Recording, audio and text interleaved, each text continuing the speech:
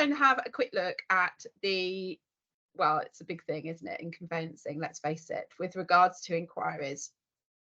And it seems to be one of the biggest things that annoys people and can trigger all sorts of different responses, delay things, protract things, get people's backs up, and all of the rest of it. So what exactly is the score in relation to inquiries? So let's have a quick look.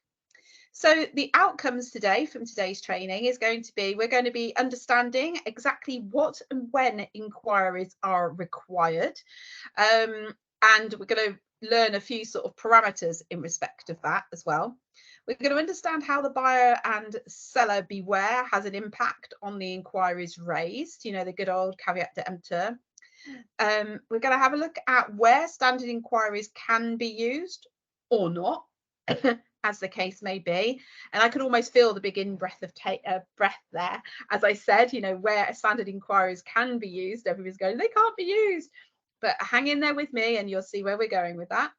To interpret the guidance, any guidance that's out there in relation to this subject, how to hit that mark in actually obtaining the information and enabling client engagement to maximize this process.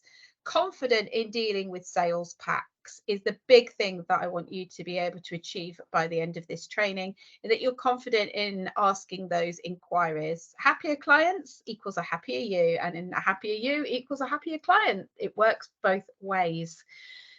I just want to come back to something that I just said a few moments ago, actually, where, you know, confident in dealing with sales packs. When we're doing training, we quite often get loads and loads of questions regarding inquiries, social media, all of the rest of it. Any training that we do, pretty much, so, you know, with an inclining of the word inquiry in there, we usually get loads of questions regarding it, and that's okay.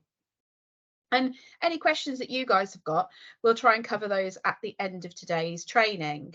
But you know what? We really do make a little bit of a rod for our own back, I think, in relation to this, because the training that I do for sort of like new starts or people that are just really getting into title checking in relation to conveyancing, the biggest thing that they loathe and are so scared of doing is inquiries. Okay, that may not be a big revelation, but it really is. They get petrified about doing it.